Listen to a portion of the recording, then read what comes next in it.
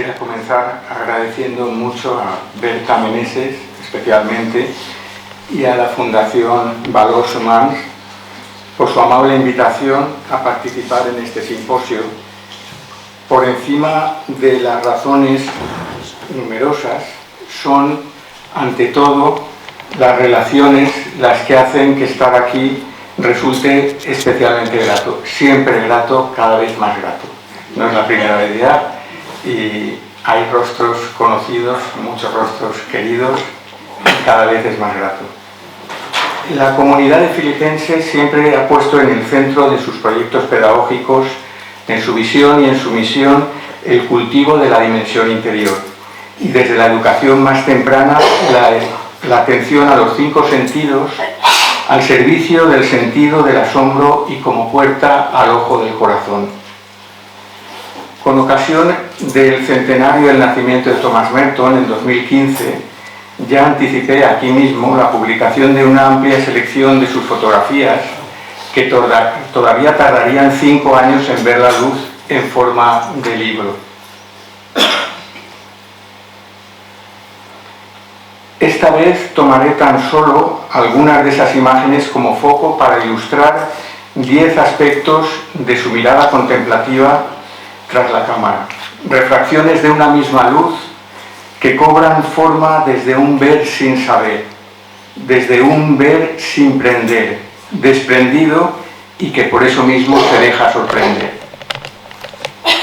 Antes introduciré un breve esbozo biográfico de Thomas Merton, muy breve, y la sugerencia posterior de acercarnos a su obra no para conservar su legado, como si se tratara de un artefacto cultural osificado, una pieza de museo, admirable sí, pero pieza de museo, un objeto, una cosa inerte, sino para conversar con ella de manera viva y personal. ¿Quién fue Thomas Merton? Muchos ya lo conocen, lo conocéis. Él mismo cuenta la primera parte de su vida, el relato de su conversión, en su temprana novela autobiográfica, La montaña de los 7 círculos, de cuya publicación se cumplió el año pasado el 75 aniversario. Traducida a más de 20 idiomas, no ha dejado de conocer ediciones sucesivas hasta la actualidad.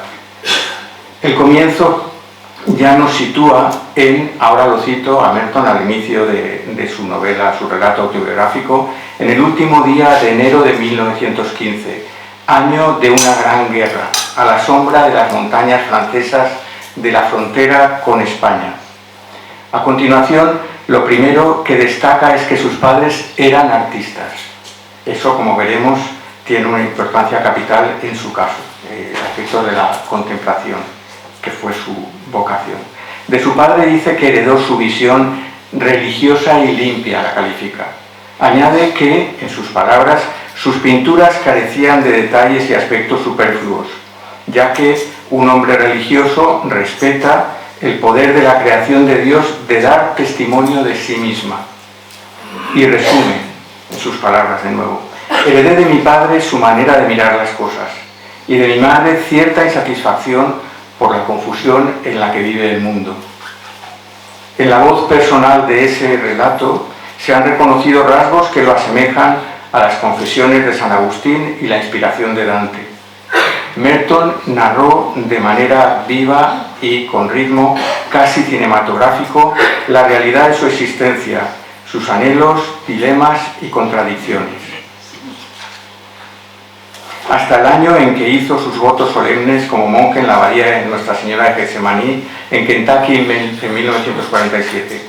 En esas páginas dibujó con sensibilidad recibida de sus padres paisajes rurales y urbanos de Francia, de Inglaterra, Estados Unidos, Alemania, Italia y Cuba. Lugares de privilegio y lugares de exclusión social, paraísos claustrales y entornos de segregación racial. Conversaciones con familiares, amigos, mentores, con artistas, con soñadores y con activistas. Merton conoció la locura de las 2 conflagraciones mundiales que sacudieron la conciencia de la humanidad en el siglo XX. El año de su muerte, 1968, en Bangkok, en el curso de un viaje con ocasión de un encuentro interreligioso monástico, estuvo marcado en Norteamérica por los asesinatos de Martin Luther King y de Robert Kennedy. Que haya sido contemporáneo de Auschwitz, de Hiroshima, de Vietnam y de los disturbios raciales, escribe, es algo en lo que estoy implicado de manera personal y profunda. Él se sabía, era plenamente consciente, se sabía hijo de su siglo. Además de esa narración precoz, la obra de Merton incluye numerosos ensayos sobre aspectos sociales y políticos, sobre literatura, religión, ciencia, tecnología y ecología, además de diarios, poemas y cartas. A su extensa y plural producción escrita hay que añadir otras facetas de expresión artística y en los últimos años la fotografía, que ahora iremos viendo. En cierto modo, el itinerario vital de Merton encontró un paralelo geográfico en 3 etapas que cierran el círculo de su viaje. Lo que él denominó el verdadero viaje, el viaje interior. De manera gráfica, podríamos decir que Europa representó su acceso primero a la fuente contemplativa. América, en realidad las 2 Américas, constituyó una suerte de axis mundi, un verdadero nuevo continente, y su inmersión en el río de la oración y el compromiso. Finalmente, en Asia se unirían las 2 astas de la cruz en un eje de vacío y plenitud, un océano de insondable compasión, fuente, río y mar, contemplación, acción y compasión. Una misma agua, expresada de maneras distintas. ¿Cómo acercarse a su obra? Cuando parecía que ya se había publicado toda la producción escrita, este año, precisamente, ve la luz un libro sorprendente que recoge la transcripción de 2 retiros a una pequeña comunidad de religiosas procedentes de Europa y que acababan de asentarse en California. Encuentros en California, este libro todavía no se ha publicado, saldrá en junio, yo creo, aproximadamente, permite leer a Merton desde una triple perspectiva. Intratextual, es decir, Merton a la luz de otros textos de Merton, poemas, con cartas, con ensayos, es decir, a la luz de libros anteriores e iluminándolos. Intertextual, en diálogo con otros textos de otros autores, pero también, además de esa plétora de autores, con artistas, poetas, pintores, músicos de jazz o cantantes de folk. Y contextual, es decir, poniendo los textos de Merton en el marco espacial y temporal en el que se celebraron los encuentros de cualidad única. Cuando haya oportunidad de leer el libro, verán que es un libro excepcional porque es un libro vivo donde se ve a Merton, se escucha a Merton, se puede imaginar uno a Merton porque son diálogos transcritos, en una conversación de plena confianza, de absoluta alegría, de muchísima sinceridad, una honestidad que es, que te desnuda, te deja realmente sin ropajes, sin máscaras. Bueno. A sus hermanas les dice entonces: los contemplativos son como árboles que limpian el aire por la noche. Como nada puede leerse al margen de las circunstancias en las que se fraguó o de las nuestras hoy, la manera de leer a Merton está cambiando. Está cambiando y ese cambio es necesario, es saludable y es bienvenido. Pero es muy exigente, es muy exigente. Ya no se trata de leer a Merton como un maestro que nos dice, alguien a quien reverenciamos, un clásico, entre comillas, que lo es, de una manera completamente viva. Pero no se trata ahora de hacer de su obra un objeto de estudio pasivo, inerte, sino un lugar de encuentro. Y si uno lee los textos de esa manera, en conversación con el propio Merton, con las hermanas con las que dialogaba, lo comprobará. A ese respecto, el propio Merton ya había preparado una edición de su diario entre el 1 de enero de 1964 y el 6 de septiembre de 1965, que subtituló de una manera muy significativa un voto de conversación, es decir, una derivación del voto de conversión monástica, conversio morum, conversión, que entraña un compromiso de transformación interna. En el caso de Merton, la vinculación entre conversión y conversación no fue tenue ni fortuita. Es decir, para él, convertirse significa conversar. Y la conversación tiene muchos carices, tiene muchas facetas. Conversar con uno mismo, conversar con Dios, conversar con la naturaleza, conversar con los hermanos, conversar con el tiempo y con los tiempos, desanudarlos. En su obra Vida y Santidad había escrito: no nos convertimos una única vez en nuestra vida, sino muchas veces. Y esta interminable serie de revoluciones interiores desemboca finalmente en nuestra transformación en Cristo. Merton había dedicado ese libro a Louis Massignon, de quien tomó su expresión le point vierge, en francés, el centro de nuestra nada, en la que Dios nos colma con su misericordia. Esa noción hunde sus raíces en el sufismo de Al-Hala. Jalil Bárcena después hablará en otros términos, pero de muchas cosas que tienen que ver con el sufismo, que a Merton le encantaba y con el que sentía profundísima simpatía. Un día, mientras caminaba por una calle bulliciosa de Louisville, en la ciudad, no en el campo, no en el entorno monástico, en la ciudad, Merton se ve sorprendido por ese punto virgen y desde el ápice de su pobreza ve en sus semejantes la pura gloria de Dios brillando como un sol, de manera incondicionada. Pronto descubriría asombrosas concomitancias entre el punto virgen y la chispa del alma descrita por Eckhart, así como una similitud entre esta última y la vacuidad del patriarca chino del Zen Huineng. Sobre esto hablé en la ocasión anterior en la que estuve aquí y desarrollé un poco el tema. No será ahora el centro de este tema, de esta charla. Tras una vida de conciencia, vivida a conciencia, resulta alentadora sobre todo esa convivialidad que con discernimiento pero sin temor supera barreras y categorías excluyentes, acabando con falsos ismos y egotismos. Tiene un título de uno de los libros más conocidos de él, Los hombres no son islas, que viene de un poeta inglés, John Donne, No Man is an Island, que define muy bien cómo concibe él precisamente eso, que no somos islas. Y entonces él no parcelaba, no aislaba aspectos muy distintos, aparentemente contradictorios, de su personalidad, de sus indagaciones, de su curiosidad.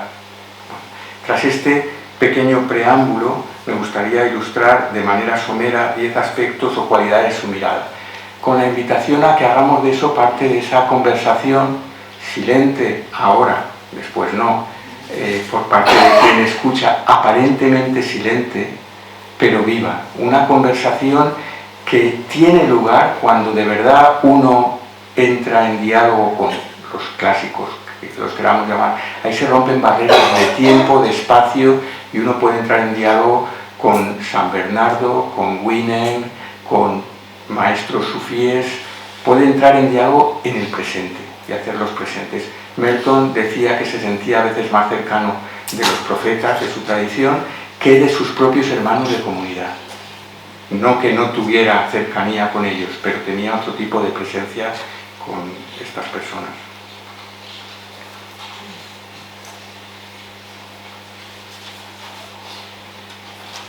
Comenzaré por el final. En la entrada de su diario de Asia, el 4 de diciembre de 1968, una semana antes de morir, Merton, entonces en Ceilán, escribe, tras la visita a los budas yacentes en Polonnaruwa, que fue, estas son sus palabras, una experiencia tal que no podría escribir precipitadamente ni puedo escribir en este momento sobre ella, o no de forma adecuada. Tuvo que esperar 2 o 3 días para registrar en su diario lo que allí había vivido. Tal era la inmediatez de lo que le llegaba.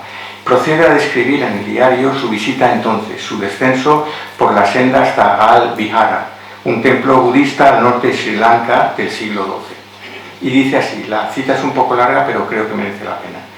Un afloramiento de rocas bajo, con una cueva cortada a pico en el mismo, y al lado de la gruta, a la izquierda, un gran Buda sentado. A la derecha, un Buda reclinado. y Ananda, creo, de pie junto a la cabeza del Buda reclinado. En el interior de la cueva otro Buda sentado. Me permiten acercarme a los Budas, descalzo y tranquilo, mis pies sobre la hierba y la arena húmedas.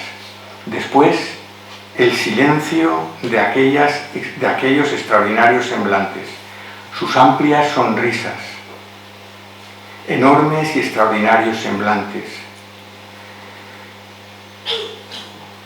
plenas de posibilidad, sutiles, sin preguntar nada, sabiéndolo todo, sin rechazar nada, una paz que no procedía de la resignación emocional, sino de Madhyamika, de Sunyata, de quien ya lo ha visto todo, sin tratar de desacreditar a nadie ni a nada, sin refutación, sin establecer ninguna otra argumentación.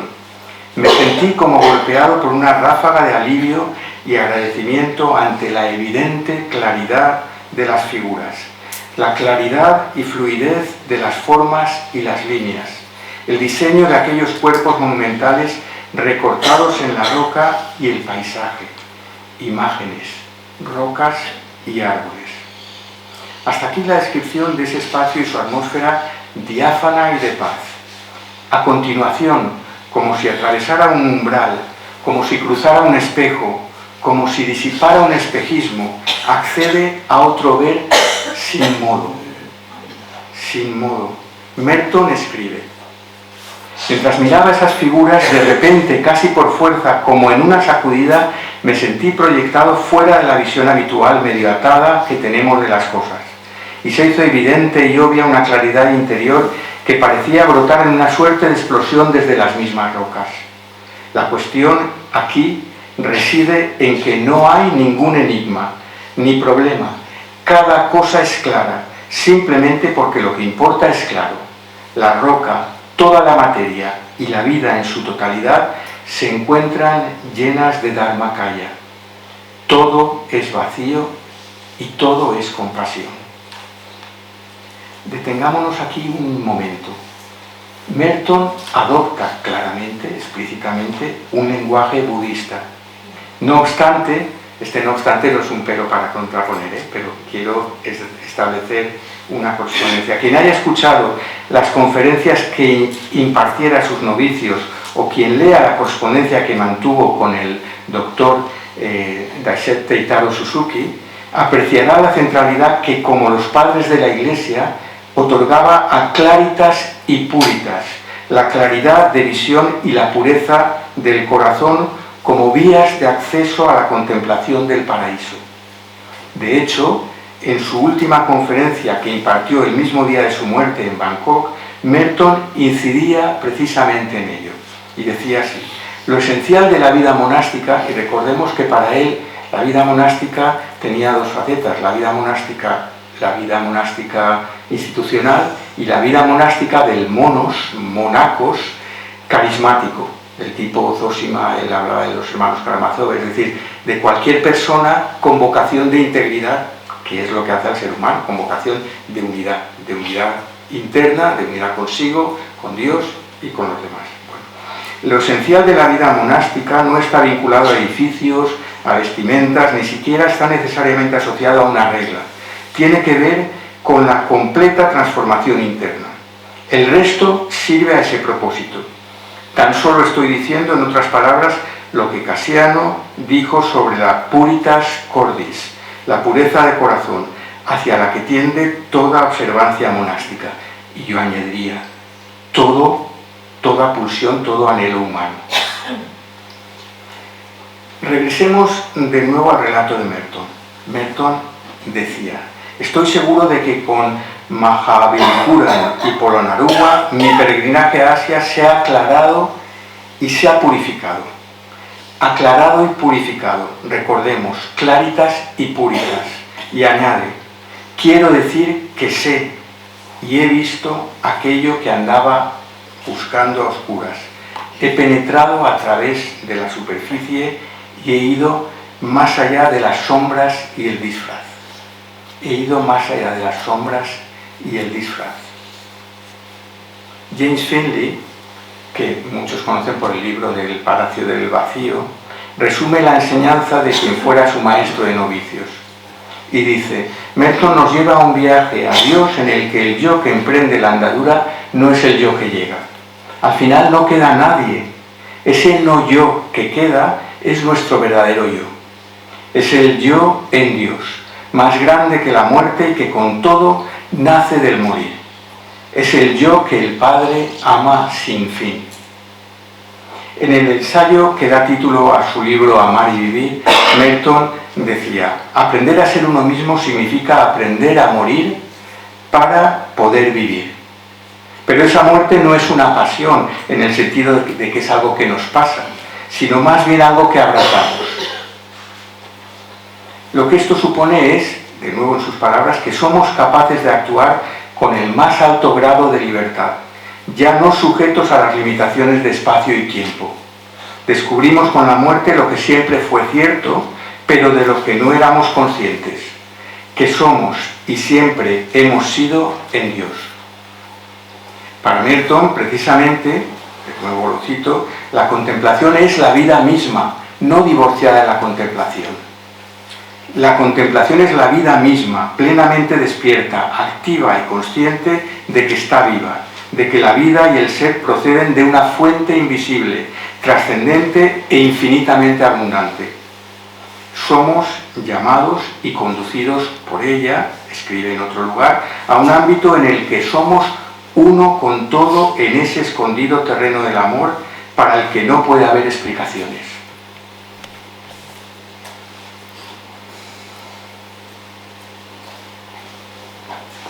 Otra faceta de esa pequeña joya, de ese diamante, que es el ver, ser vistos, no ver, no saber, no sabemos decirlo. Retrocedamos a otra escena 4 años después de la publicación de su autobiografía y 16 años antes de morir. El 4 de julio de 1952, mientras hace una ronda nocturna por el monasterio para vigilar que no hubiera incendios, porque en verano allí hace mucho calor y hay riesgo de incendios, eleva una plegaria y recoge la respuesta a la misma. A ti, que duermes en mi seno, no te encuentro con palabras, sino en el surgir de la vida dentro de la vida y de la sabiduría dentro de la sabiduría. Se te encuentra en comunión, tú en mí y yo en ti, y tú en ellos y ellos en mí. Desposesión dentro de desposesión, vacuidad dentro de la vacuidad, libertad dentro de la libertad. Estoy solo, tú estás solo, el Padre y yo somos uno. Entonces recoge en su diario lo que dice la voz de Dios que se oye en el paraíso. Y esa voz dice, lo recoge en el diario, lo que era vil se ha convertido en precioso. Lo que ahora es precioso nunca fue vil. Lo vil no lo conozco. Lo que era cruel se ha vuelto misericordioso. Lo que ahora es misericordioso nunca fue cruel. Siempre he cubierto a Jonás con mi misericordia y no conozco la crueldad. ¿Me has visto, Jonás, hijo mío? Misericordia dentro de misericordia dentro de misericordia. He perdonado al universo sin fin, porque nunca he conocido el pecado. Lo que era pobre se ha vuelto infinito. Lo que es infinito nunca fue pobre. Siempre he conocido la pobreza como infinito. No amo en modo alguno las riquezas. Cárceles dentro de cárceles dentro de cárceles. No atesoréis éxtasis para vosotros mismos en la tierra, donde los minutos irrumpen y roban. No te aferres más al tiempo, Jonás, hijo mío, no sea que los ríos te arrastren. Lo que era frágil se ha vuelto poderoso. Amé lo más frágil. Cuidé lo que era nada. Toqué lo que carecía de sustancia. Y dentro de lo que no era, yo soy. Y concluye así sus notas cuando amanece, después de hacer la ronda. Hay gotas de rocío que se muestran como zafiros en la hierba en cuanto aparece el gran sol, y las hojas se agitan tras el vuelo callado de una paloma que huye. gotas de rocío como zafiros en la hierba, gotas de rocío como zafiros en la hierba cuando aparece el gran sol. El jesuita Gerard Manley Hopkins, que fue determinante en la decisión de Merton de hacerse católico, debió experimentar algo muy parecido cuando escribió estos versos. De repente, yo soy lo que Cristo es porque Él fue lo que yo soy. Y este fulano, hazme reír, pobre pedazo de teja, este pelele, brizna de leña, diamante inmortal es diamante inmortal. Este y aquella nada, este fulano y la otra fulana, que son nadie, sin precio y por eso para algunos despreciables, son, sin embargo, diamante inmortal, zafiros, cuando los mira el gran sol, cuando los colma la luz.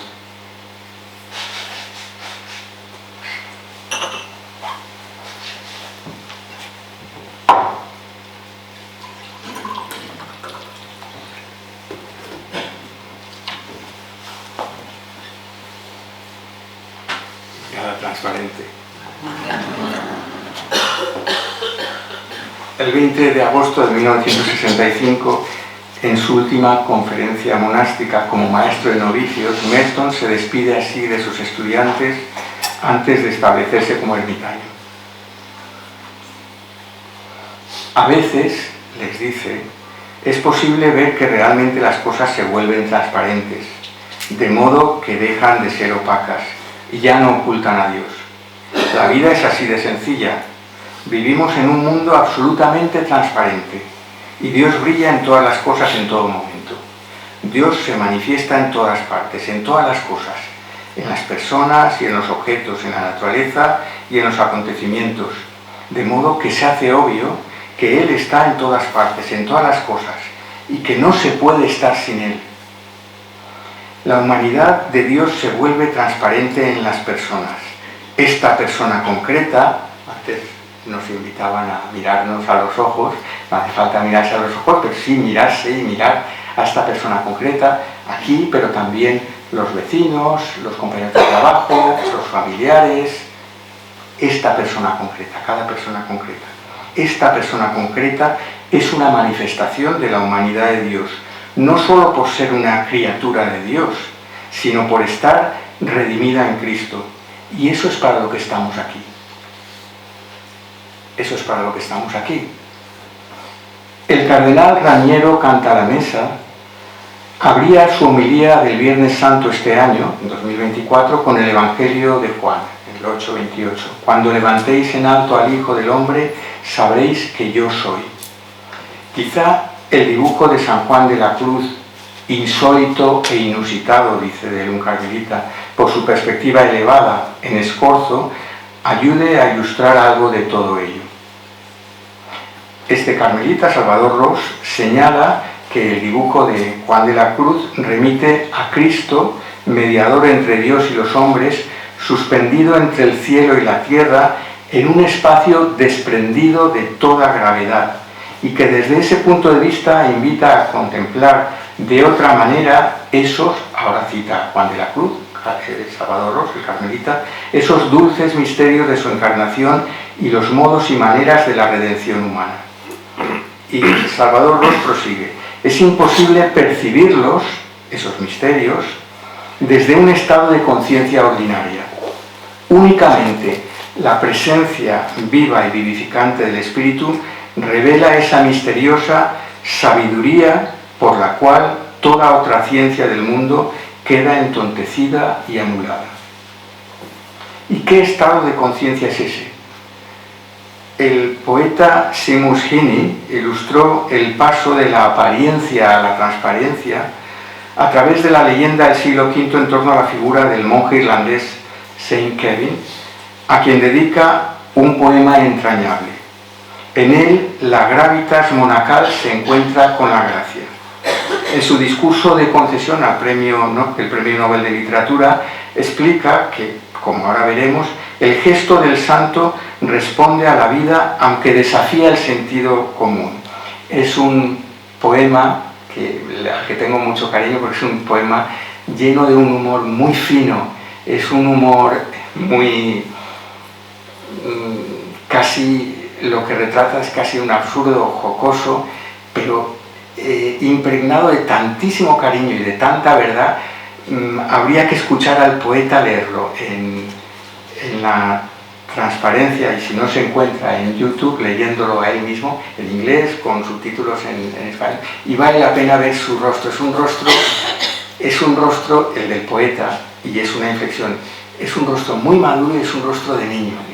Se le ven las comisuras de los ojos como si se estuviera riendo de una manera muy suave, muy entrañable, y el poema dice así, hay que imaginarlo,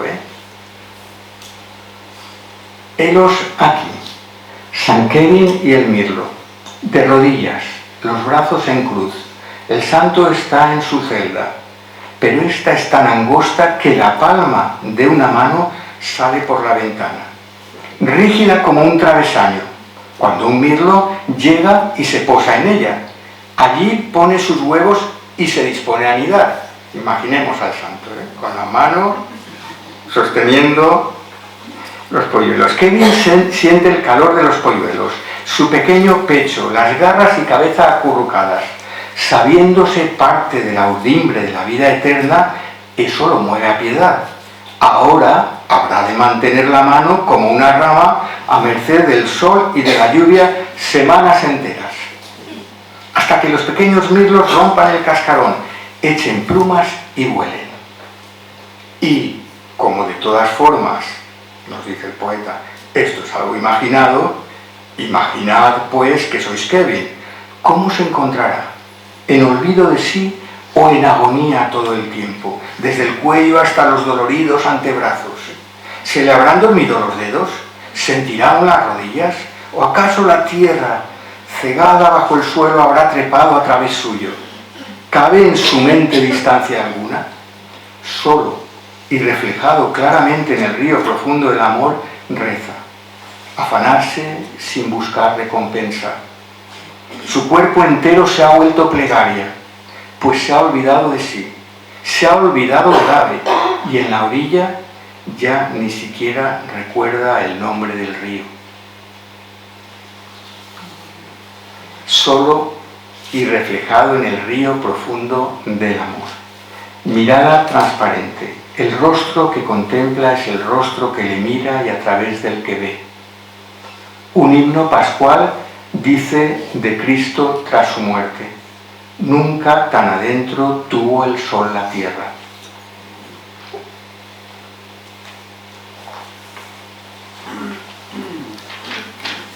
Mirarán al que traspasaron. Leemos esta vez en Juan 19:37, otra vez Juan. Lo traspasaron con la espada. Él nos traspasa con su mirada y atraviesa la nuestra velada. No saben lo que hacen. El monje cisterciense Carlos María Antúnez se refiere al despertar del sueño de separación de Thomas Merton a partir de la súbita irrupción de la luz en el abismo de su nada, y afirma, dice este monje que está en Sobrado, aquí en un monasterio de España, en Sobrado: la mirada del corazón conjuga la diversidad con la unidad y la totalidad. Solo el corazón puede ver el corazón del otro, más allá de toda imagen y apariencia. Y prosigue: necesitamos aprender a mirar lo invisible que habita en cada ser humano para redescubrir su belleza. Redescubrirla, porque está desvelada, es evidente, es obvia, lo proclama, lo grita. De la mano del poeta brasileño Manuel de Barros, sostiene que es necesario transver el mundo. Esto es, descubrir la belleza donde a primera vista solo encontramos fealdad. Y continúa a partir de sus versos. La pregunta, ¿cuál es tu tormento? Esa pregunta, ¿cuál es tu tormento?, va excavando en nuestro cuerpo la morada de Jesús, y en él nuestros ojos van aprehendiendo movimientos largos y profundos, van aprendiendo compasión. volviéndose capaces de transver el mundo. Mary Oliver, la poeta norteamericana, expresa algo similar en otro poema que soñó mientras dormía y que lleva por título Los usos del dolor. Y dice así: alguien a quien una vez amé me regaló una caja llena de oscuridad. Me llevó años comprender que esta también era un regalo.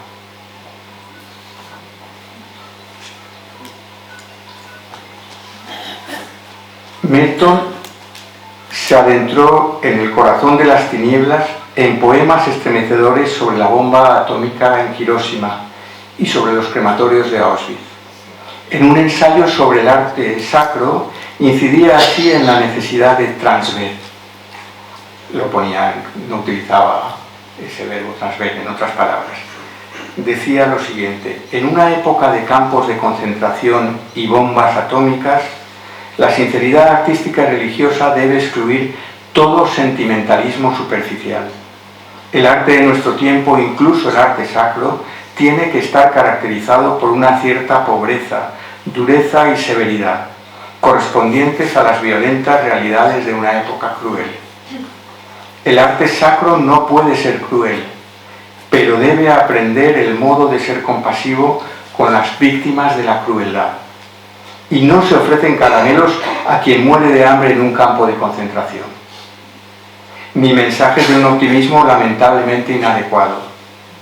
Nuestra esperanza cristiana es la más pura de las luces que brillan en la oscuridad, pero brilla en la oscuridad, y es necesario entrar en ella para verla brillar.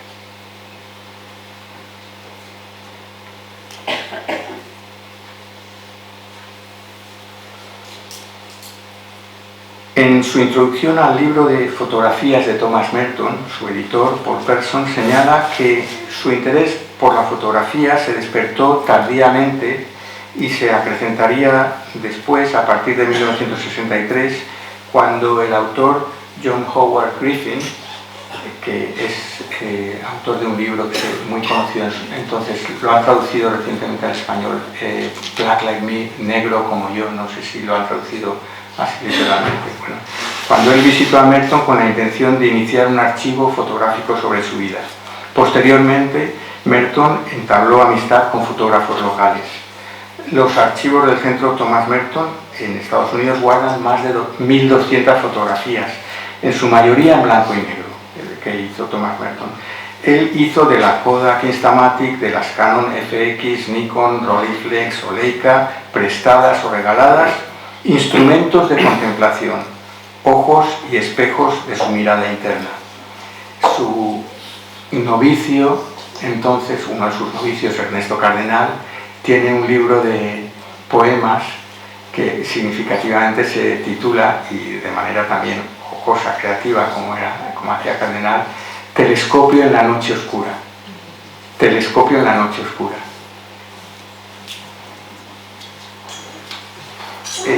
El libro que les he mostrado antes, Contemplando el Paraíso, muestra algunas de esas fotografías acompañadas de pequeños extractos de sus poemas o fragmentos de sus obras en prosa. La primera sección, La paradoja del lugar, se titula así, recoge instantáneas de su entorno monástico y tomas de la arquitectura y mobiliario artesanal de un poblado Shaker cercano al monasterio. El 12 de enero de 1962, Merton anotaba: no puedo imaginar cómo el lado desnudo de una casa de madera puede ser tan sumamente bello. Un logro completamente milagroso de las formas. Además de encuadres, vemos troncos, raíces, muros, talleres, destilerías abandonadas, ruedas, bancos de madera, su pequeña ermita, y como un eco leemos palabras que, lejos de desdecir las imágenes, realzan su juego de luces y sombras. ¿A qué silencio perteneces? Mi lugar es en realidad un no lugar. Leemos en otro, acompañando a otra fotografía. Los bosques me cultivan con su silencio. A la manera de Javier Zubiri, Merton parecía dejar al descubierto no solo la trascendencia de las cosas, sino en ellas, en las cosas, la trascendencia en las cosas, penetrar en su misterio. Desde otra constelación cultural, acudiendo a la expresión de Dogen Zenji, podríamos decir que se dejaba iluminar por las cosas. La siguiente sección habla precisamente de la fotografía Zen de Merton.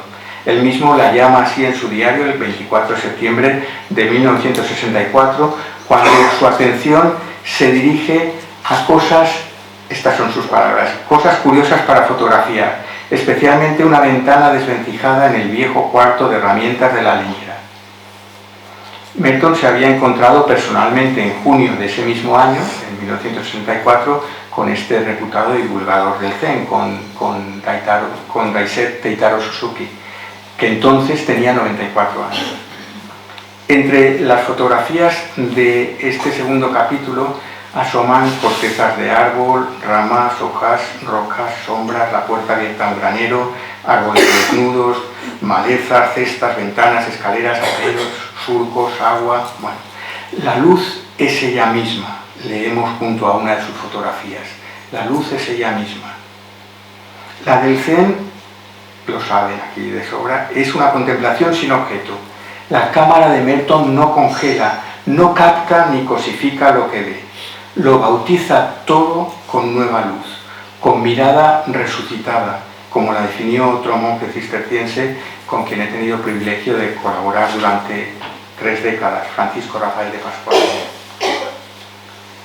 Merton ve con ojos que no quieren poseer, sino que se exponen, sin prensión ni aprensión, a cuanto sale a su paso.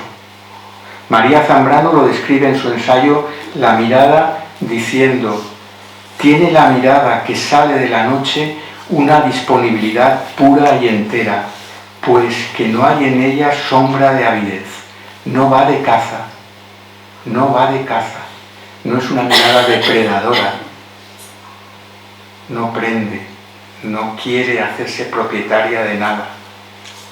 Paul Person descubre tras la cámara Zen de Merton la influencia de la noción de inscape, en inglés paisaje interior, de Gerard Manley Hopkins, y de in-seeing, la mirada interior, en la traducción inglesa utilizada por Merton, de Rilke.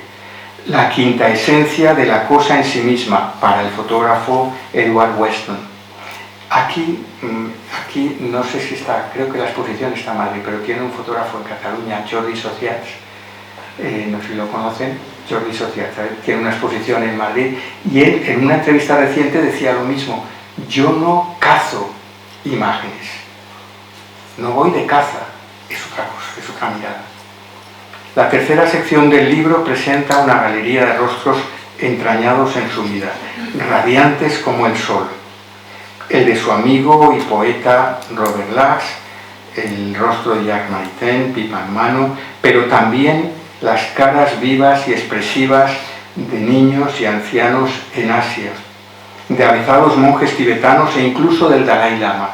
Es una fotografía muy famosa de Merton con el Dalai Lama, pero también otra que el propio Thomas Merton tomó del Dalai Lama.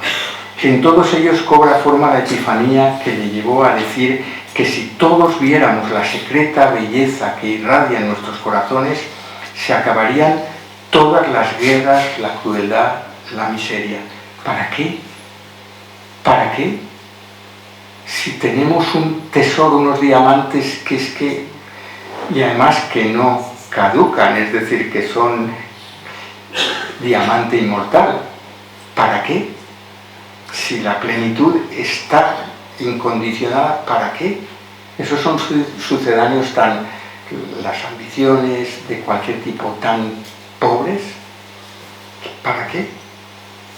A Merton le atraía la soledad, pero una soledad solidaria, no solipsista, desarmada, no desalmada, la que abraza, no la que excluye.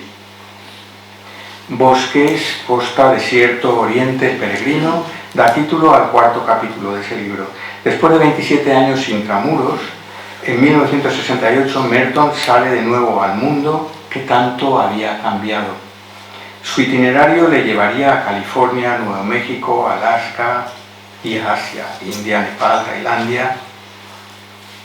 ramas arrastradas a la orilla, caminos polvorientos, cumbres nevadas, observatorios de tiempos remotos, Budas reclinados, botes de pesca, camiones gastados. La geografía se desdibuja y lo hace en espacios liminales que revela su cámara. Mi playa desolada, escribe, tengo que volver. Esos lugares de desolación y desierto fueron a la vez espacios de encuentro y ocasiones de revelación. El último capítulo está reservado a mostrar imágenes tomadas por otros de Merton, quien ciertamente parece estar contemplando el paraíso, su rostro alegre tras la cámara.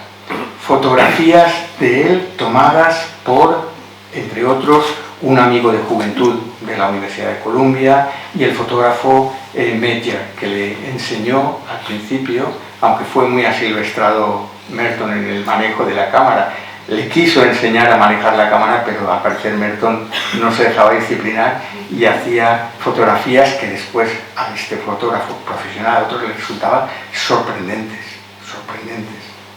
Son instantáneas que muestran, como escribe Paul Person, su joie de vivre, su gozo de vivir.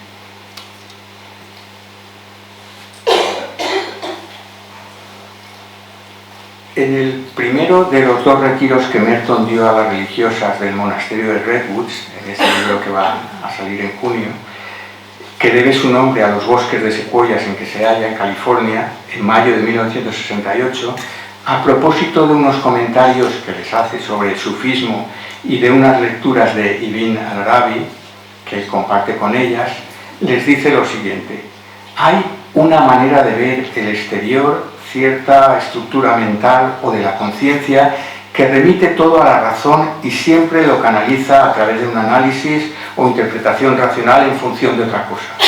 Es como mirar una secuoya y calcular inmediatamente cuántos metros cúbicos de madera tiene. En realidad no se ve el árbol. En ese sentido no hay sentidos externos ni internos, dice. Así pues, algo que es muy importante para desarrollar el sentido interior es desarrollar los sentidos externos, lo que dicen las filipenses, entre otras, pero aquí de manera muy especial en todos sus proyectos educativos.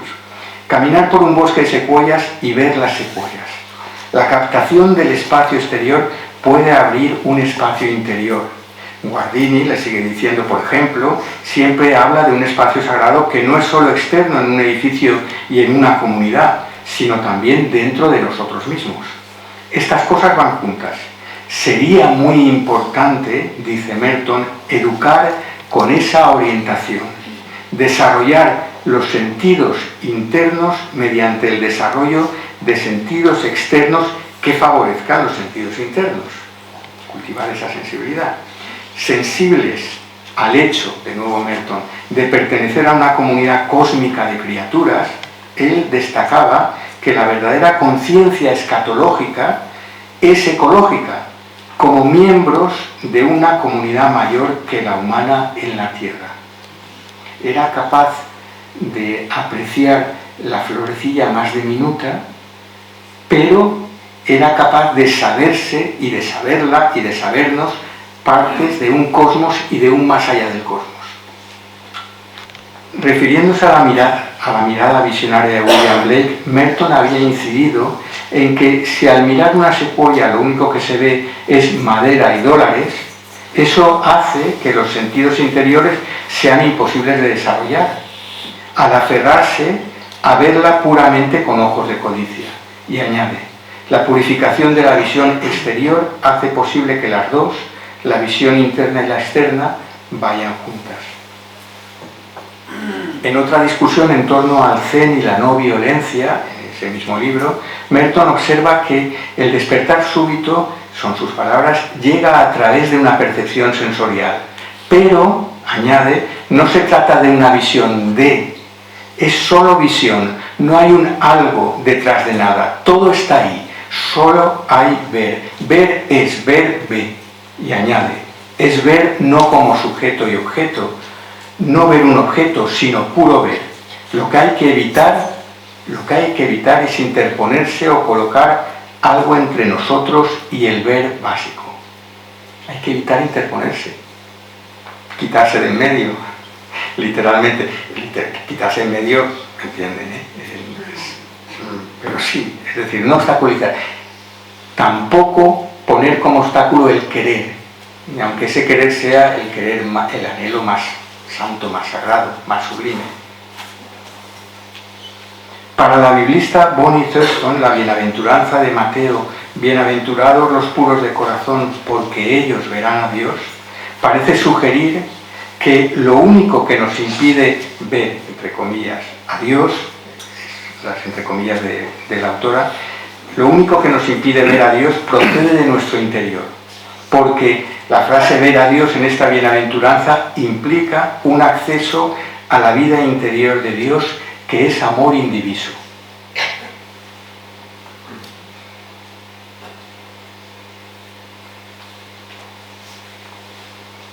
Este es el bosque de secuoyas en el que se encuentra ese monasterio, todavía hoy el monasterio de Redwoods, que se llama Monasterio de las Secuoyas.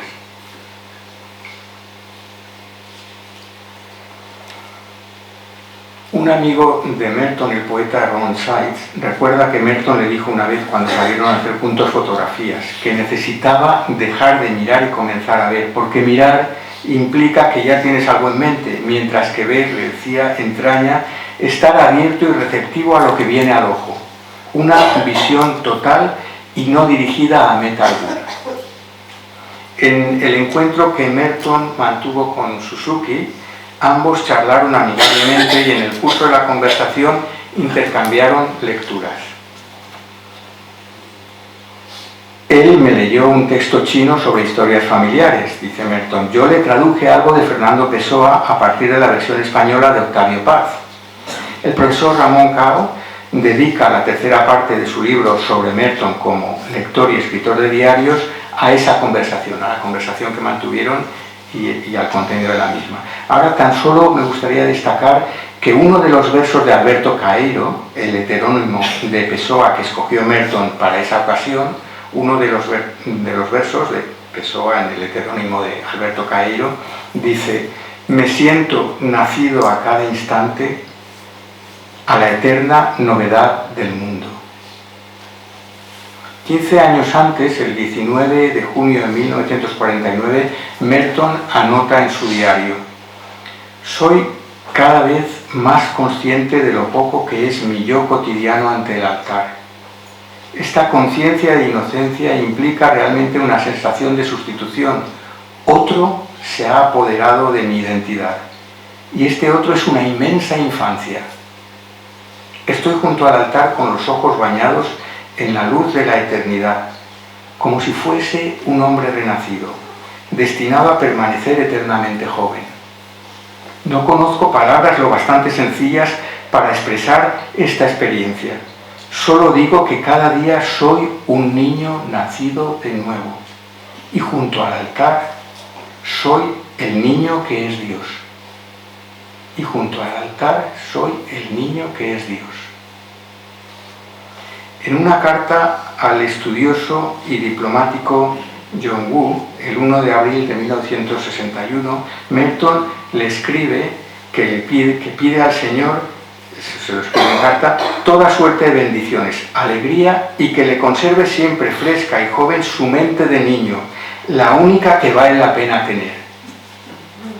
En su correspondencia con Woo, Merton aprecia la humildad y la sencillez de Chuang Tzu, y con su ayuda, con la ayuda de John Woo, de este diplomático chino que estaba en el Vaticano, Merton se embarca gozosamente en la tarea de compilar su propia versión de una antología de historias taoístas atribuidas o referidas a Chuang Tzu del siglo IV a.C. En una de ellas cuenta cómo Lao Tzu enseña a un discípulo que se había quejado antes a Kensang, su maestro, de no comprender el Tao, le enseña a desaprender para poder ser guiado por el Tao y ser un niño del Tao. En su introducción a un libro sobre Thomas Merton y la mente de niño, el arzobispo de Canterbury, Rowan Williams, entonces ahora ya no, advierte que cuando Jesús de Nazaret nos dice que seamos como niños y cuando los maestros espirituales nos instan a conectar con la mente de niño, no están siendo nostálgicos ni sentimentales. De hecho, señala La verdadera mente de niño se encuentra en un vaciamiento del yo, la de quien vive en el mundo sin las sombras de la codicia y el miedo, sin hacer de sí un objeto. Y en unas notas personales de su diario, a finales de 1965, el propio Merton escribe: decir que soy hijo de Dios es decir, antes que nada, que crezco, que empiezo. La idea de hijo de Dios es, por tanto, la de vivir, crecer, llegar a ser, posibilidad.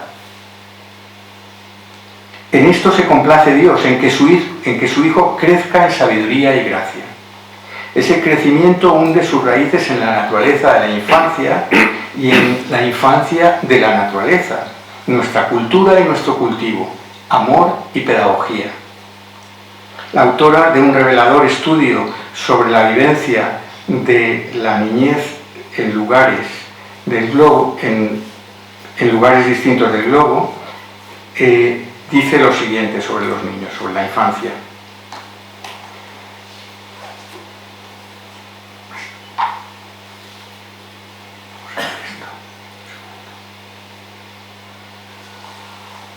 Pero son fotografías de Merton, pero la elección es deliberada porque vemos tres rostros de tres niños, dos niñas, un niño y una anciana, pero en realidad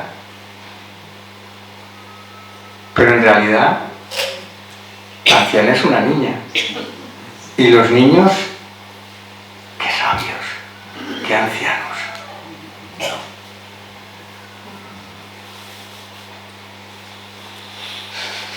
Esta autora, que es una pena porque el libro no está traducido, es una hermosura, se la puede escuchar también, y se la puede escuchar, no sé si con subtítulos en español, pero a lo mejor están traducidos así, aunque sean como estos que hacen automáticos, pero funciona la cosa, más o menos. Los niños poseen una suerte de luz, dice, una luz de otro orden, que les permite guiarse por sus luces interiores. Pensar es reflejar como un espejo, como el agua, la luz. Sus momentos de deslumbramiento hablan de su sol interno, de las corrientes de su pensamiento brillante, cuando a los niños a contraluz les bañan los rayos de otra clase de sol. No hay que ir muy lejos, afortunadamente, para saber que existe una cultura de infancia y una paideia del corazón que se materializa de forma creativa en lugares concretos de educación y cuidado, de encuentro y comunicación, en escuelas infantiles, como aquí cerca la municipal de Sant Pol de Mar. La mirada infantil da vida a lo que ama, escribe Merton.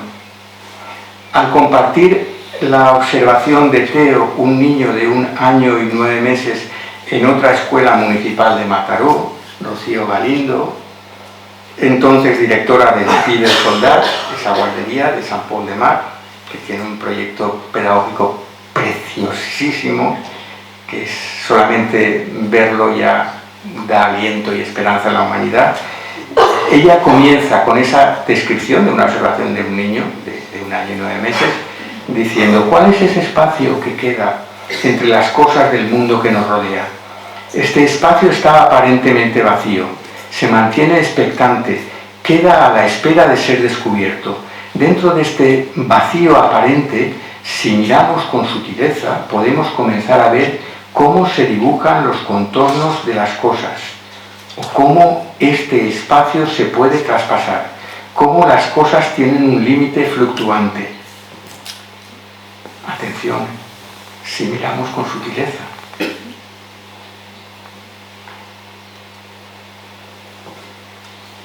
Quisiera ahora ilustrar esta mirada de Merton mediante un fragmento con una fuerte impronta bíblica de un poema en prosa que fue publicado por primera vez en una edición limitada del artista Victor Hammer, a partir de un grabado en madera que Merton vio cuando lo visitó a principios de 1959. En ese grabado dibujó a Jesús, todavía niño, siendo coronado por una mujer. Es este. El estudioso Patrick O'Connell, un estudioso de Merton, uno de los mayores conocedores de su obra, que ha editado muchos libros, lo conoce a fondo, ofrece información sobre el mismo y dice, pone en contexto, en una carta a Hammer, al artista, del 14 de mayo de 1959, Merton le explica que la sabiduría es la dimensión femenina de Dios, la ousia, ser o sustancia de Dios, el eje sobre el que pivota todo ser y toda creatividad, la misericordia de Dios en y por la creación, identificada particularmente con la Virgen María, que da a la palabra su naturaleza humana. Estos temas e incluso muchas de las frases de la carta, dice este estudioso, reaparecerán en el poema, que ahora leeremos, que se inspira en la figura de la sabiduría de Proverbios, Proverbios 8. En reflexiones de teólogos rusos, en los escritos de la ermitaña inglesa del siglo XIV, Juliana de Norwich, e incluso en los propios sueños de Merton sobre Proverbio, una muchacha judía que le ama con el amor misericordioso de Dios. En sus diarios Merton recoge esos sueños y habla de esta muchacha de Proverbio, que desempeñó un papel muy importante hacia el final de su vida y en su maduración espiritual y psicológica. Un extracto de ese texto, considerado un himno de despertar, dice así: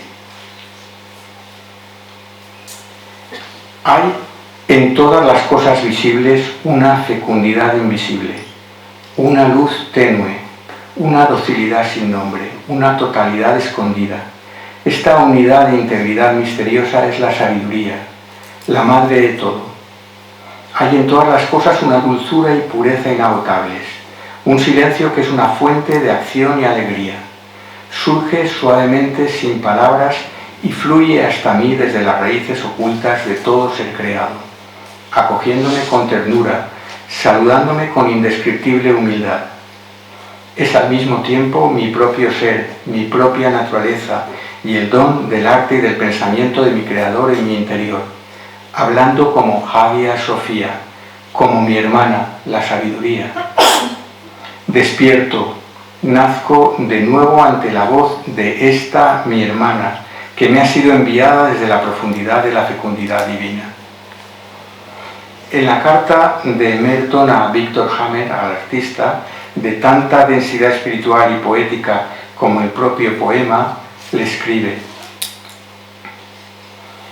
la belleza de toda la creación es un reflejo de Sofía que vive y se oculta en la creación.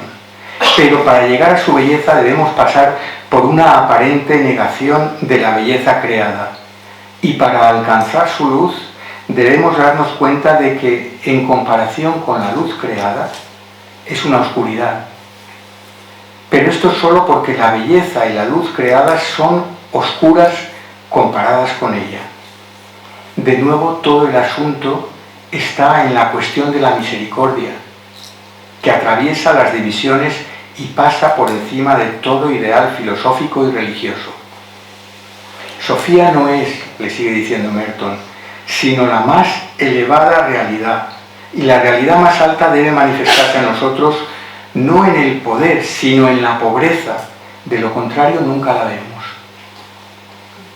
Y dice de su grabado, le dice al artista: estoy seguro de que la propia Hagia Sofía le guió a usted en todo su proceso, en el proceso de elaborar el grabado, pues es ella quien guía a los verdaderos artistas.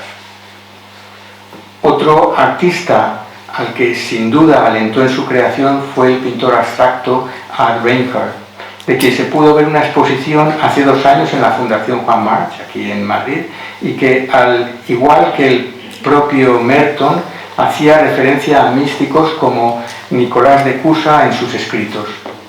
Merton conoció a Reinhardt en sus tiempos de Columbia, de estudiante, en 1935. 2 décadas después, en 1957, Reinhardt envió a Merton una pequeña pintura de una cruz casi invisible sobre fondo negro. No se ve apenas, no sé si se insinúa, se adivina, a él le costaba, pero es una cruz sobre fondo, y hacía muchas de este tipo. Merton escribe: uno ha de dejar todo lo demás y concentrarse en el cuadro, como cuando nos esforzamos por ver algo en la noche a través de una ventana. Y añade: es una pintura muy santa y una imagen sin rasgos, para acostumbrar la mente a la noche de la oración y para apartar las imágenes triviales e inútiles que la estropean, la noche de la oración. En el epílogo de La montaña de los 7 círculos, al volcar sobre el papel sus pensamientos acerca de la vocación contemplativa durante un retiro antes de su profesión solemne, Merton entra así en conversación con Dios. Le dice: tú me has llamado aquí no para llevar una etiqueta por la que pueda reconocerme y encajar en alguna categoría. Nunca encajó en ninguna categoría. Fue monje, fue trapense, cisterciense, católico, apostólico, romano, fue contemplativo, fue ermitaño, y al final a las hermanas, cuando le preguntan por su vida en la ermita, dice: yo no soy ermitaño. No quería etiquetas. Ninguna. O más bien no quieres siquiera que piense mucho acerca de nada. Dice: no quieres que piense lo que soy, sino lo que tú eres. O más bien no quieres siquiera que piense mucho acerca de nada en particular, pues tú me elevarás sobre el nivel del pensamiento.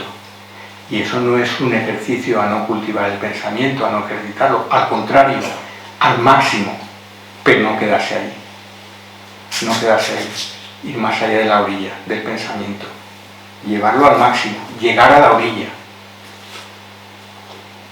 y sumergirse en el mar. Merton, como sabemos, había sido universitario antes que monje. En un ensayo en el que habla en retrospectiva de esa etapa de juventud, señala el logos y la ratio común al monasterio y la universidad.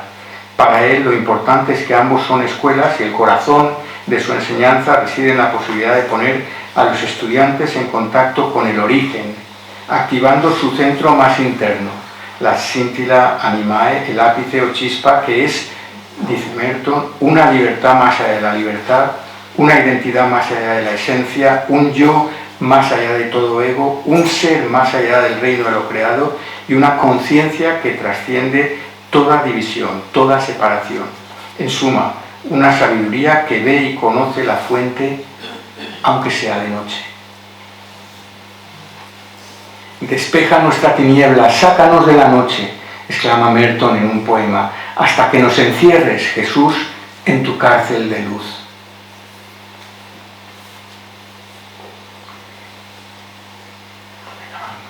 En su descripción de la mente partícipe en el tejido de la realidad, el filósofo Henryk Skolimowski afirma que nosotros somos los ojos mediante los cuales el universo se contempla a sí mismo. Merton se expresa en términos similares cuando afirma que en cierto sentido el ser humano ha sido delegado por Dios para ser la conciencia de sí en una criatura, y lo hace de un modo tan íntimo que cuando confiesa y da testimonio de su arraigo en Dios, es Dios mismo quien lo está confesando y dando testimonio de ello. Por su parte, Ian McGilchrist, de nuevo lo siento, aún no está traducido al español, pero pronto se va a traducir de él en Kairos un libro de este autor que es muy interesante, un psiquiatra y humanista. Ian McGilchrist se acerca a lo anterior desde una investigación que, con fuerte base neurológica, tiene un horizonte muchísimo mayor y consecuencias éticas que atañen a los fundamentos mismos de nuestra civilización. Él postula lo siguiente, vale la pena leerlo, esto se extrae del contexto, pero el contexto, el libro entero y toda su obra merece la pena. Dice: a través de la dirección y la naturaleza de nuestra atención, demostramos que somos partícipes en la creación, tanto del mundo como de nosotros mismos. De acuerdo con esto, la atención está ineludiblemente cargada de valor, a diferencia de lo que concebimos como funciones cognitivas, que son neurológicas en este sentido. Él es neurólogo, o sea que no menosprecia para nada eso. Los valores entran por el modo en que se ejercen esas funciones. Se pueden utilizar de distintas maneras con distintos fines. La atención, sin embargo, es intrínsecamente un modo, no una cosa. Se trata de una relación, no de un hecho bruto. Es una manera, una disposición, un aspecto de la conciencia, no un qué, ni una cosa en sí o un objeto de la conciencia. Crea un mundo y con él, según su naturaleza, un conjunto de valores. En suma, nuestra atención, este sigue siendo el autor, responde al mundo, pero el mundo también responde a nuestra atención. En otras palabras, y para resumir lo que él dice, aquello a lo que prestamos atención y el modo en que lo hacemos lo modifica y nos cambia a nosotros. Tras la lectura del libro La primavera silenciosa de Rachel Carson, considerada la precursora de la conciencia ecológica, Merton le escribe en 1963. Para los pensadores religiosos el mundo entero ha aparecido siempre como una manifestación transparente del amor de Dios, un paraíso de su sabiduría, manifestada en todas sus criaturas, hasta las más pequeñas y en la más maravillosa interrelación con ellas. La vocación del ser humano era ser en esta creación cósmica, por así decirlo, lo que el ojo en el cuerpo. Lo que digo ahora es una afirmación religiosa, no científica. El ser humano es a la vez parte de la naturaleza y la trasciende. Parte de la naturaleza y la trasciende. Para mantener este delicado equilibrio debe hacer uso de la naturaleza con sabiduría y comprender su posición, poniéndose a sí mismo y a la naturaleza visible en relación con lo invisible. Para mantener ese equilibrio es necesario poner lo visible en relación con lo invisible, con el Creador, o él decía, si lo prefiere, si se prefiere, con la fuente de todo ser y toda vida. Y esta es la última mirada y en ella se recapitulan en cierto modo todas y se anuncian las que están por las que no se pueden saber, por saber porque no se pueden saber. Hemos entrevisto, apenas parpadeado, atisbos de lo sutil y lo efímero.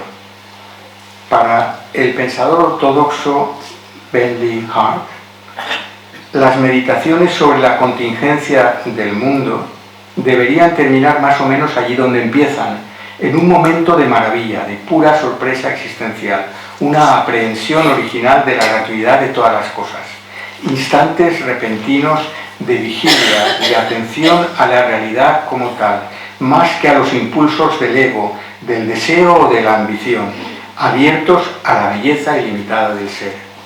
Pero lo más importante hoy, sigue diciendo, es que para cualquiera que llegue a experimentar siquiera fugaces insinuaciones de ese tipo de visión, esos instantes resplandecientes son recordatorios de que el encuentro con el misterio del ser tiene lugar en cada encuentro con las cosas del mundo. Conocemos lo extraordinario en el seno de lo ordinario, lo sobrenatural en el interior de lo natural. A Dios en los pucheros, decía Santa Teresa, o como Merton, entre aperos, en casetas de herramientas. Merton se sintió constantemente llamado a una mayor soledad.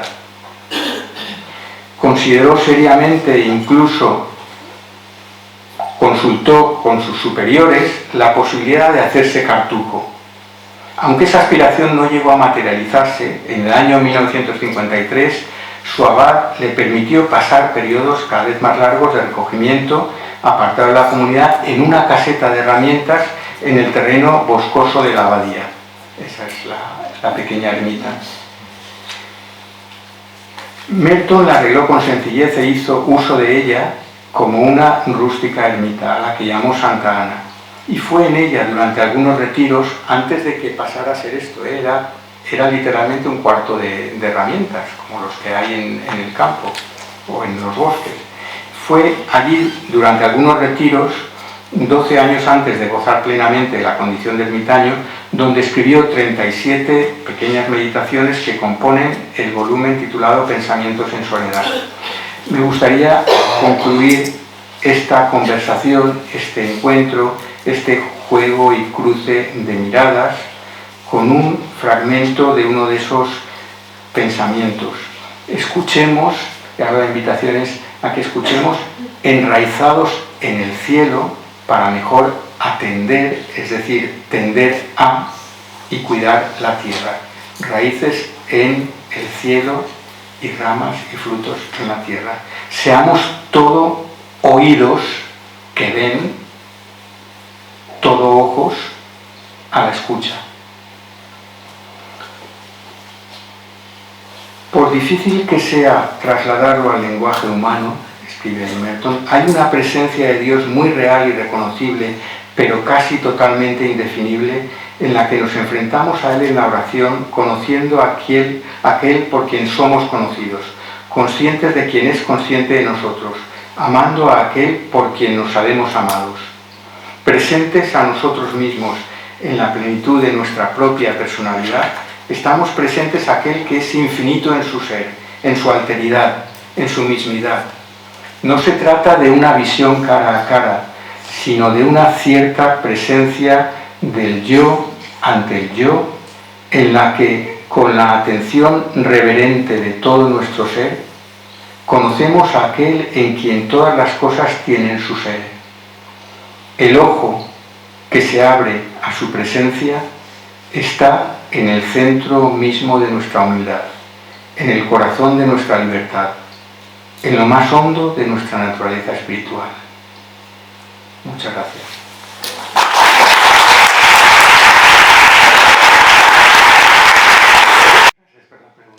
No vaig a respondre en català perquè me sent més còmode en castellà, però ho sent.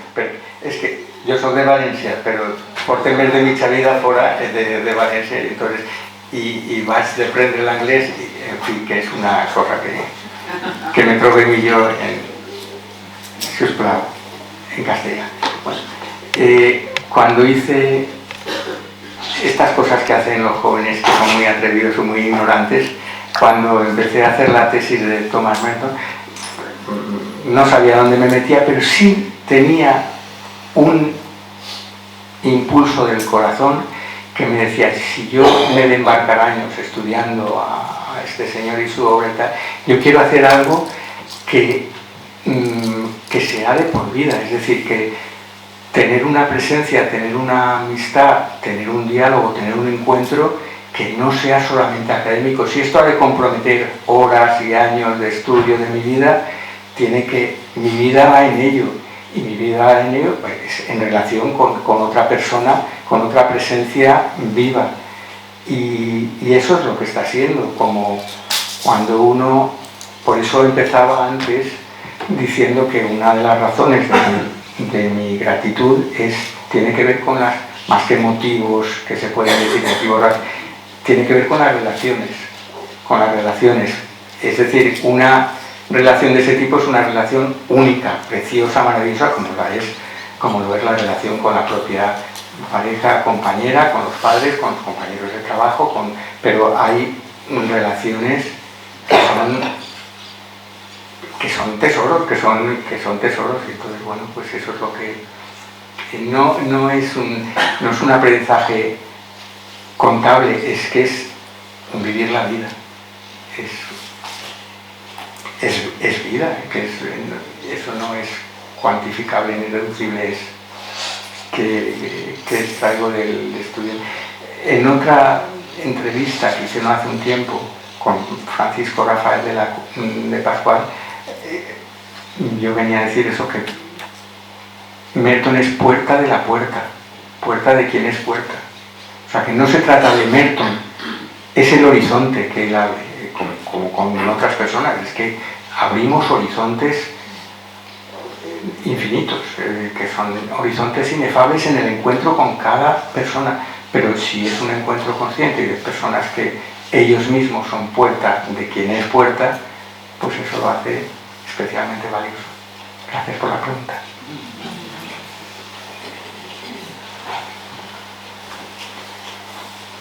Bueno, yo casi que no me atrevo porque ante la inmensidad de lo que nos has contado, cualquier pregunta se queda tan pequeñita. Bueno, muchas gracias porque a mí me ha llegado muchísimo todo este personaje que no conocía y entonces he visto muchísima belleza, pero hay una cosa que seguramente no he interpretado bien, ¿no? Porque me ha sorprendido mucho en este ir hacia atrás, ¿no? Hacia adelante. En una poesía se hablaba de la crueldad y cómo empezaba viendo crueldad y al final esa crueldad se transparentaba en bondad y esa bondad nunca había sido cruel, algo así. Y después me han salido unas imágenes de cómo él reflexionó sobre su tiempo y cómo hablaba de que el arte tenía que reflejar en toda su crudeza algunos momentos de su tiempo, ¿no? Hablaba de Hiroshima, de los campos de concentración. Entonces me ha parecido a mí ver cómo es algo que a mí, bueno, me gusta mucho, ¿no? Ver esa crueldad. Entonces, ¿cómo, no sé cómo entiendes tú eso? Es decir, cuando ya era mayor, esa disolver la crueldad, ¿no? Pero luego en un momento como señalaba que eso hay que ponerlo, hay que verlo, ¿no? Hay que mostrarlo. A mí me ha generado bueno, como una contradicción. ¿Cómo ves eso? Sí, en cuanto a la parte más fácil, que no es fácil en absoluto, en cuanto al arte, sí que Merton habla de la necesidad de eso, pero el arte no es como una mímesis pasiva. Cuando dice reflejar la crueldad, el arte debe ser sensible a las pulsiones del tiempo y efectivamente el arte no reflejar de manera cruda o deliberada como una sobreexposición, pero sí que debe reconocer lo que sucede, como bueno, en la conversación que teníamos antes, no es que sea reducirlo a arte terapia, pero el arte debe reconocer las luces y las sombras y trabaja con la luz y la sombra. Los pintores, muchos pintores, Van Gogh, algunos de manera muy explícita dicen de sí que son investigadores de la luz, pero para investigar la luz trabajan mucho con la sombra, mucho con las sombras. La otra pregunta no tiene respuesta racional, es para orarla y es para toda una vida, es para orarla. Hay buenos compañeros para responder a eso que no era un poema, pero es lo que escucha esa voz del paraíso en el diario de Jonás. San Juan de la Cruz tiene pues toda la subida, la noche oscura. Merece la pena dejar, cuando la pregunta es cómo lo entiendes, no es por mi parte querer eludir la respuesta, pero es querer invitar a entrar en la noche con compañía. No es es decir, esa invitación no es cruel, pero porque si leemos a San Juan de la Cruz, también podemos leer, además de las noches, la llama de amor viva. Pero hay compañeros que pueden, de viaje, maestros, personas que pueden inspirar y animar y dar confianza a la hora de entrar en la noche. Jesús descendió a los infiernos y salió de ahí. Dicen que descendió a los infiernos y salió de allí, pero descendió a los infiernos. Jesús dijo, perdónalos porque no saben lo que hacen. Lo que hicieron con él fue una crueldad, pero él no lo vio así. Él no nos vio así.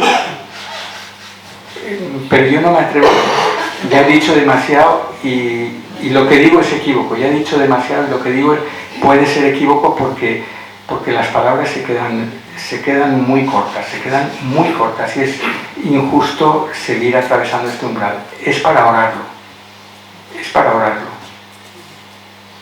si me lo permiten. No quiero eludir la pregunta, pero no quiero sería injusto por mi parte tratar de dar respuestas cerradas o recetas, mucho menos pistas, cajas de herramientas. No. Mi invitación es otra. Con absoluta confianza, que es cuestión de fe, de que no estamos solos. Con una radical confianza más allá de toda comprensión. Radical confianza. Absoluta confianza. Completa. completa confianza, aunque no se entienda. Pero es una invitación, no es una respuesta. Sí, quizá una conversación para la compañera. Yo vengo de El Salvador, soy psicóloga, he trabajado toda mi vida con personas en violencia política y uno de mis trabajos más grandes ha sido pues con personas sobrevivientes de masacres en El Salvador que han vivido intensa crueldad. Y yo hace poco presentaba en un congreso una investigación sobre rescates de memoria, el texto de una persona en Arcatao, en una de las comunidades donde se vivió una de las masacres más grandes, el sobreviviente único de 28 personas de su familia que asesinaron en la masacre de Zumpul. Y yo empezaba esta reflexión con esta palabra, porque decía, le estaba entrevistando yo qué pasaba sobre esta experiencia 30 y tantos años después de las masacres, y decía, hablando sobre la situación política ahorita ya, no hay forma de vivir la vida hoy día si no es mirando lo que nos sucedió con el perdón en el corazón. Y me decía, porque lo que pasó, quién sabe qué pasaba en el corazón de quienes asesinaron a nuestra gente, de quienes nos persiguieron, decía. Pero sé una cosa, me dijo, ellos también están viejos ya también y necesitan de nuestro perdón. Y yo necesito perdonarlos. Yo me quedé como, un poco me quedo aquí ahora repitiéndolo, cada vez que lo repito, es que me quedo así, como dije, ¿de qué está hablando? Es un hombre, él vivió la masacre cuando tenía 10 añitos y huía por las montañas y le mataron a todo cuanto conocía como familia, de la manera más cruel. Y no es una persona que se ha olvidado de rescatar, yo trabajo mucho desde el rescate de la memoria, no, es el presidente de la Asociación de Rescate de Memoria Histórica de las Víctimas del Zumpul, o sea, no es que se ha olvidado de poner el punto sobre la I de la injusta situación de los sobrevivientes y las sobrevivientes de la masacre. Pero no lo hace desde el odio. Y seguía hablando con él y me decía, es que necesitamos conversar con ellos, se refería a estas otras personas que hoy día están por ahí en la política un poco, dice, necesitamos hablar con ellos porque ellos no saben que hoy día están en el poder, están en la alcaldía, ahí en el pueblo, dice, no saben que eso va a pasar, pero nosotros sabemos que siguen siendo los hijos de los que asesinaron, son nuestros hermanos de la comunidad. Nosotros necesitamos seguir platicando con ellos porque cuando ya no estén en el poder, van a seguir siendo el cipote, el niño, ¿no?, que creció aquí en el pueblo. Y tenemos que poder seguir platicando, aunque ellos no nos contesten ahora, porque están en el poder. Parece de una cosa que oyéndote estaba como, así como pensando en eso. Muchas gracias, Priscila. Muchas gracias. Muchas gracias. Creo que voy a pedir tu opinión otra vez. Hablando de la oscuridad, la puerta a la oscuridad es algo que encontramos en nuestra senda, hay un camino hacia ella, es decir, podemos ir a buscar la oscuridad o de repente nos aparece y si acaso, si esas dos oscuridades son la misma o son distintas. Sí. De nuevo son más que preguntas, son invitaciones a tenerlo eso presente y a sumergirlo en ese misterio. Llega un momento en que buscamos la oscuridad, pero porque la oscuridad nos llama, y esa oscuridad que nos llama no es una oscuridad que quiere acabar con con nuestro ego, pero no quiere acabar con nosotros. La oscuridad nos llama y vamos a la oscuridad, pero solamente vamos y sabemos que vamos a la oscuridad cuando estamos preparados para ello. En el crecimiento humano, el crecimiento espiritual, damos el paso que hay que dar cuando los anteriores están maduros. Por otro lado, eso es como los poetas místicos lo dicen, en el sufismo, en San Juan de la Cruz, los poemas del amado y de la amada, de la búsqueda, es decir, hay un anhelo y hay una llamada, y hay un encuentro y hay una desaparición y hay un anhelo mayor y hay un velamiento y un desvelamiento continuos. Es un juego entre comillas de amor y es un juego de conciencia y participamos porque nuestro corazón anhela lo único y lo último que puede anhelar a través de todas las sombras, apariencias, va explorando, va abriéndose paso, y quien nos ama no deja de llamarnos continuamente y de esperar pacientemente y de invitarnos impacientemente, es decir, solícitamente y con presión y con urgencia, de todas las maneras posibles, como nosotros esperamos y desesperamos. Y dentro de la desesperación, la esperanza se hace a veces infinitamente mayor, completamente paciente, y somos pasivos, activamente pasivos, y somos activos pasivamente activos. Es que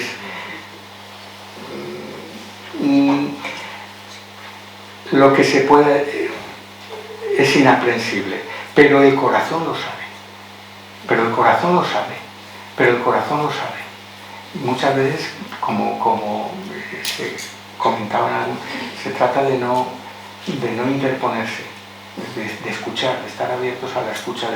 Hay una brújula interior, hay un compás, y la llama sabe hacia dónde tiende, ¿verdad? Y el sol sabe a quién alumbra.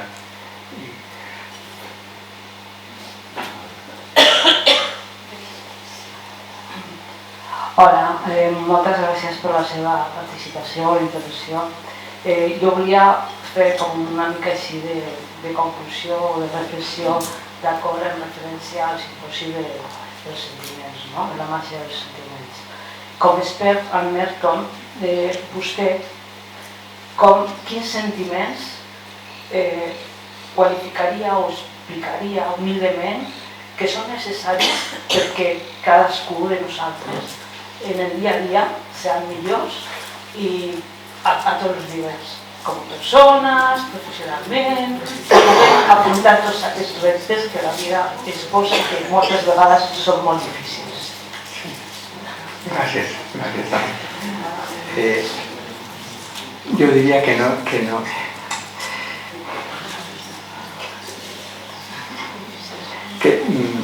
Thomas Merton diría que la santidad es ser cadascú qui és de veres.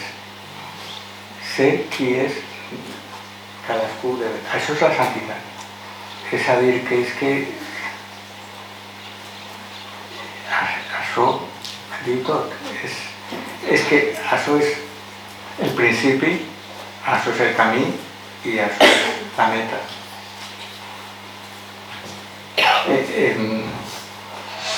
Si som amats des d'abans de la fundació del món, ara mateix també, i anem cap a aquest amor, per a honrar aquest amor, per a alabar-lo, per a ser qui som. Això és consciència, això és amor, això és una benedicció. Ser qui és cadascú, de veres, ser qui és cadascú.